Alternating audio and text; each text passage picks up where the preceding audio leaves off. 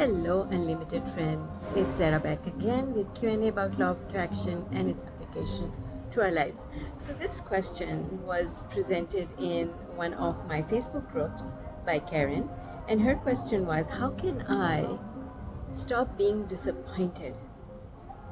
And I love the beauty and simplicity of this question because when we are disappointed, we know that we are not feeling good. We are basically low on the emotional scale. And so Karen knows that she doesn't want to stay there, even though she might be there just now. So how does she get over disappointment? The thing about disappointment is that it happened because of attachment to the outcome. When you really want something to happen and it doesn't happen, or you really want to be treated in a certain way and then you don't get treated that way, or you want someone to behave in a certain way and they don't behave in that way, you feel disappointment. Disappointment is attachment to the outcome. If you weren't attached to the outcome, then you would not be disappointed. So what do you have to do? What you basically have to do is to stop being attached to the outcome. How do you do that? Well, you do that by telling yourself that it's not as important as you thought it was. See, if I wasn't needy about something, then if it didn't happen, it wouldn't bother me. Abraham had this analogy that they used to use, and it took the longest time for me to figure this one out. But basically, Abraham used to say, if someone comes to you off of the street, someone that you don't know at all, and they come and they say, I will never talk to you again. You go like, yeah, okay, sure. But if someone that you love comes and says the same thing to you, I will never talk to you again, you take it really hard. It hurts. Why does it hurt? It hurts because you have expectations. You have an attachment to the outcome. Is it wrong to have expectations? No, it isn't wrong to have expectations, but it is not to your advantage to think that you will be any worse off if those expectations didn't happen. Expectation from a place high on the emotional scale is a very good thing. Expectation from a place low on the emotional scale will always bring you hurt and suffering. So, really, how do you get rid of disappointment?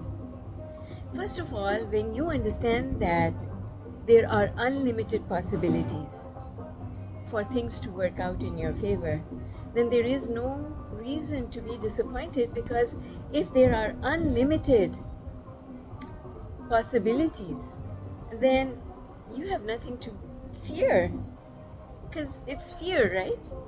Fear says, I can't have what I want, and so now I'm disappointed. But the thing is, there are so many possibilities, so many ways that the things that you want can happen, that there is absolutely no reason for you to ever be disappointed. So that's the first thing to tell yourself is, if this specific thing that I wanted has not happened, that's okay, because there are so many other possibilities that the universe can use to surprise and delight me that I can't even think about, because I don't even know that they exist. I don't even know that they can make me happy. And so when you know that, now you're not waiting for anything to happen. You just move along with your life and you tell yourself the universe will find a way to surprise and delight you. So that's number one. Number two is understanding that you don't need to be attached to anything, any outcome, with any aspect of your life, whether it's your health, whether it's your relationship with someone, whether it's with money. There is no need to have attachment to the outcome for any goal that you have. Because here's the thing, attachment makes it harder for it to come to you. So wanting is not bad, but attachment is bad. Attachment is bad because it hurts you. It slows things down. Want, and then just let it go. Don't think about it again. And if things don't turn out in your favor the way you wanted it to, use that information, because it is important information, because it is telling you that you are behaving in a way that the universe is sending you a signal saying, stop doing that. And when you stop doing that, what do you have to do instead? You have to find a way to go up the emotional scale. Go up the emotional scale. Go up the emotional scale. Find any reason at all to go up the emotional scale. Because, and we were talking about this in the Unlimited 365 group today, is that there is no such thing as your vibration because of a specific subject. It's your overall vibration that brings you the results that you want. And the way I was explaining it was, we kind of think that, oh, these are my thoughts about money, and these are, we compartmentalize things.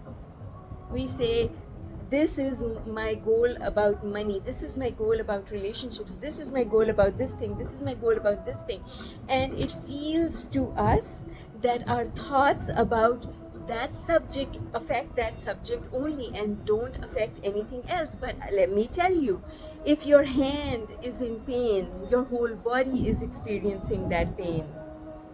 So all the subjects of your life are connected.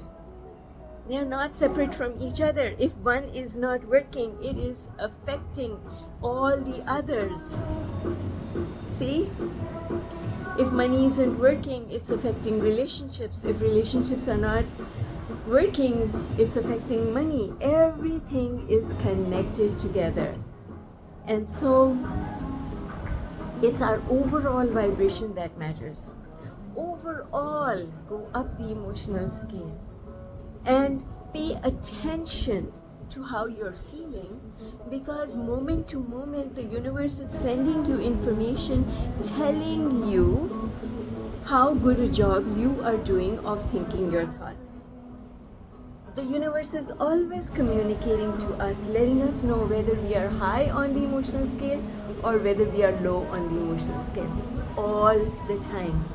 Nothing happens out of the blue, but things happen that we didn't want to see happening because we were not aware of our emotions. We were not aware of where we were on the emotional scale. And soon as we become aware, we can do something about it. All right, folks. Bye from Santa Maria.